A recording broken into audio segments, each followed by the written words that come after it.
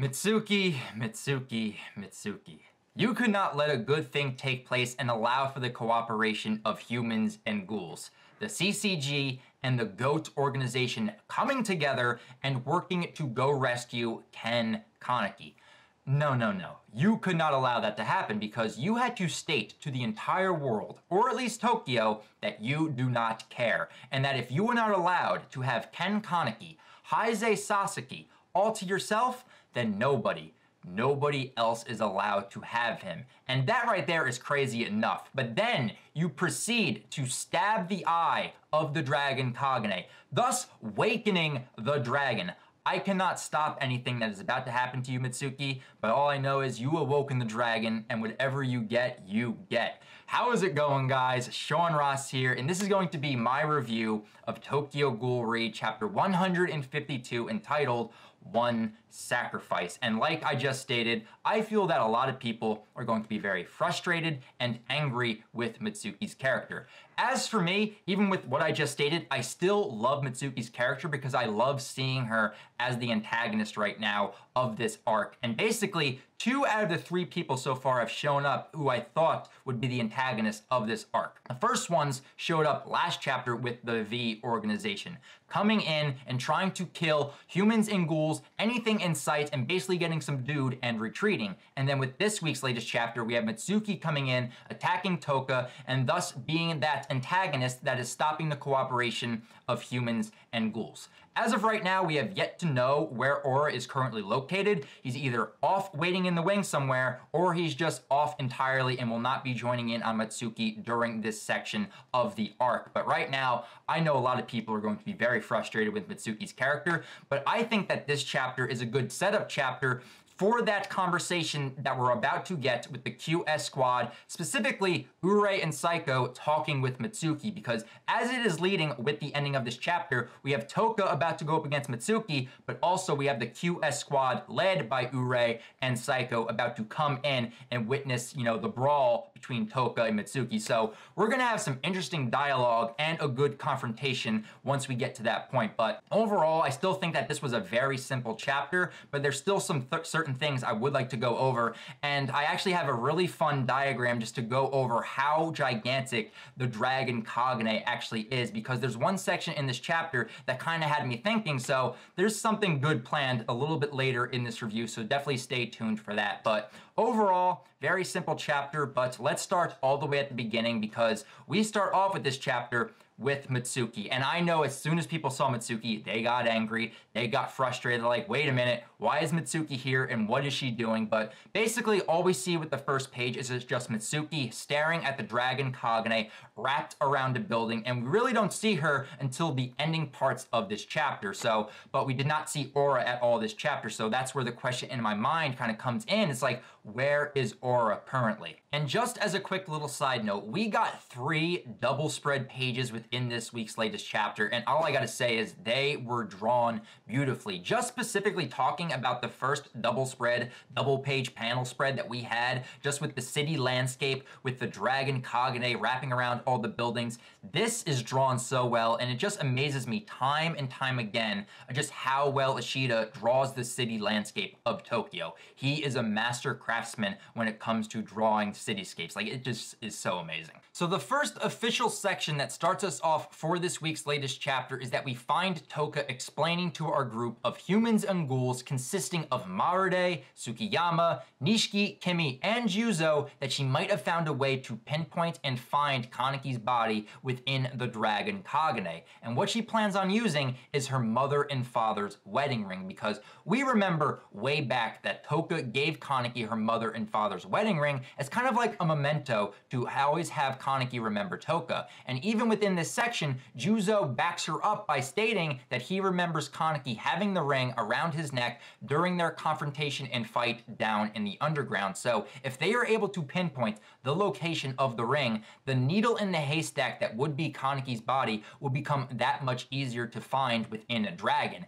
And once Touka states this, Kimi realizes they can just use metal detection to locate the ring, because Other ways, such as thermal and sonar, wouldn't really work as well, but now that they actually have this little piece of metal that they can use metal detection to locate, this has become that much easier. But here's the problem though. They are going to need a massive amount of metal detectors in order to actually scour the entire body of Dragon in order to locate and pinpoint the ring and Kaneki's body. And as it is stated by Kimi within this chapter, the Dragon Kagane has expanded through the 1st and 4th wards, and it looks like it is about to be going into the 13th ward as well. And many of us probably don't really know how big the wards of Tokyo actually are. That's why I actually took the time and made a diagram for you guys, so that way this would actually be easier to show, and we can actually understand how massive the Dragon Kagane actually is. So right here, we have the 23 wards of Tokyo, and at the bottom right-hand corner,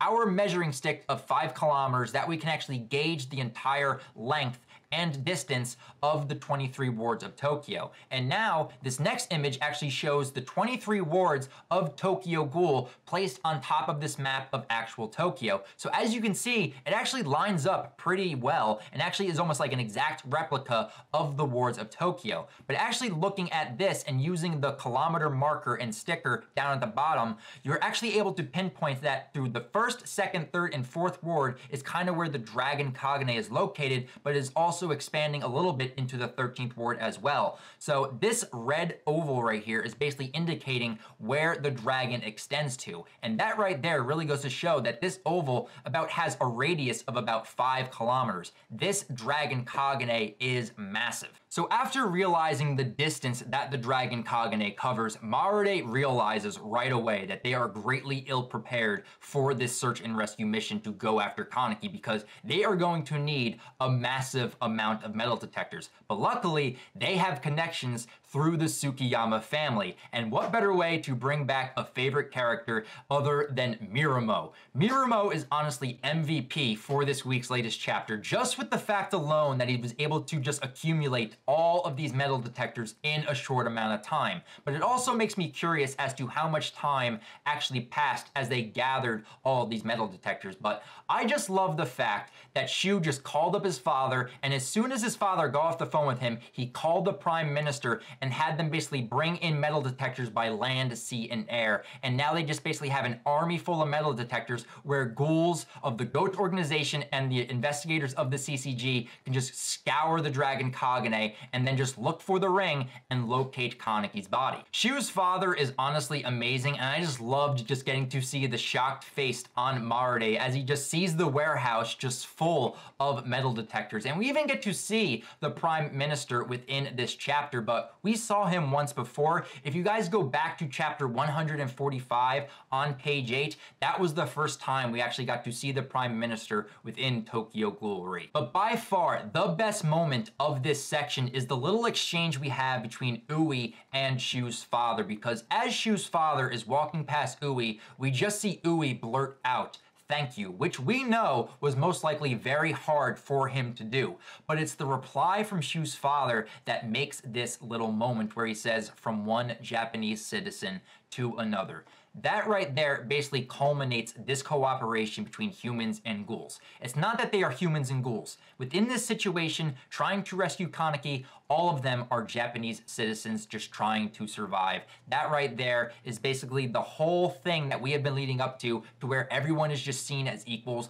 No one's a human, no one's a ghoul, all they are Japanese citizens. Soon after that section, everyone acquires a metal detector and they begin scouring the Dragon Kagane looking for the ring. We see Amon, we see Juzo, we see Matsuri, but surprisingly, very quickly, Misa and Touka end up getting a signal out of the Dragon Kagane. In all honesty, this could have been the cliffhanger for this chapter. And as soon as Misa and Touka get a signal, they end up calling it in, basically letting everyone know that they got a signal. And the first people that are about to respond and get to that location are the QS squad with Ure, Psycho, Shao, and Higemaru. And at this point, you think, wow, this is going pretty well. Nothing could possibly go wrong. But then, surprise, motherfucker! Mitsuki, at the worst Opportune Time decides to crash the party and begins to attack Misa and Touka. And at first, this section actually shocked me, not on the fact that Mitsuki just, bombarded Misa and Touka, but at first, I thought Misa might have died during this section, which might have tied into the title of this week's chapter, One Sacrifice. But as I kind of looked closer at that section, I believe that was just a fodder ghoul that kind of just caught in the crosshairs, and we see Misa kind of just fall off the Dragon Kagane. But basically, after Misa falls off, we have round 3 commence of Mitsuki versus Touka. And honestly, this section I really do like because Touka is easily, and I mean easily, evading all of Mitsuki's attacks. And I love after, all the attacks are thrown, they end up backing off a little bit. Touka asks the very important question to Mitsuki. He's like, why are you doing this? The investigators and ghouls are working together to try to rescue Kaneki out of the Dragon Kaneki. Why are you doing this? Why would you do this? And Mitsuki replies with, I don't care. As long as he doesn't become someone else's, I don't care. And then proceeds to stab the eye of the Dragon Kagane. And as the phrase goes, Mitsuki, you just awoken the dragon and you were about to feel its wrath, because in my head, I am still believing that Kaneki is still in the mindset of protecting Touka, because that was kind of the last thing in his mind as he transformed into dragon. So if he opens his eye and sees Touka and Mitsuki, my best bet is that he's going to attack Mitsuki and protect Touka at all costs. But even if that does not happen, if we do get a fight between Touka and Mitsuki going forward into the next chapter, I still would find that very interesting, even though this is like the 3rd or 4th fight we've had between these two characters. But this is probably the most inopportune time for Mitsuki to show up within this chapter, because with everyone cooperating right now, this is the only way I could have seen Mitsuki re-entering the story, being an antagonist, and basically being like kind of like the same as V, the way that V wants to keep everything the same and be an antagonist to our characters. Mitsuki is filling that role right now. I don't know about Aura right now because he is nowhere to be seen, but Mitsuki right now is filling that role of the villain, of the antagonist, and even though I still like her character, she's gonna get a lot of hate for this, and I can see why. But what I'm really looking forward to about this is that it's leading up to a QS reunion with Mitsuki, Urei, and Psycho, and hopefully leading to a really good conversation. And probably after that conversation, we're going to get a fight and confrontation of Urei and Psycho going up against Mitsuki, because if Mitsuki cannot be saved, or if she's irredeemable, she will go out in a blaze of glory, and it might be up to Urei and Psycho to put her down, which would honestly be kind of like poetic justice in a way. Overall, guys, I really enjoyed this chapter. Even though it kind of felt like a majority of setup, the cliffhanger we got for this chapter has me very excited for chapter 153. But I am very curious to hear what you guys thought about this chapter. How frustrated and angry are you guys with Mitsuki's character? Are we going to be getting a Touka versus Mitsuki chapter next week? Or are we going to dive a little bit into that conversation between Psycho, Urei, and Mitsuki, which honestly has been a long time coming? And what are the odds of Urei and Psycho being the ones to take out Mitsuki and most likely end her life? Because the way I'm seeing it right now, it's either going to be Dragon, it's either going to be Urei, it's either going to be Psycho, or a combination of those 3. So definitely leave your thoughts down in the comments below, guys. I love you guys so much, and until chapter 153 of Tokyo Ghoul, I'll talk with you guys then. See you later, guys.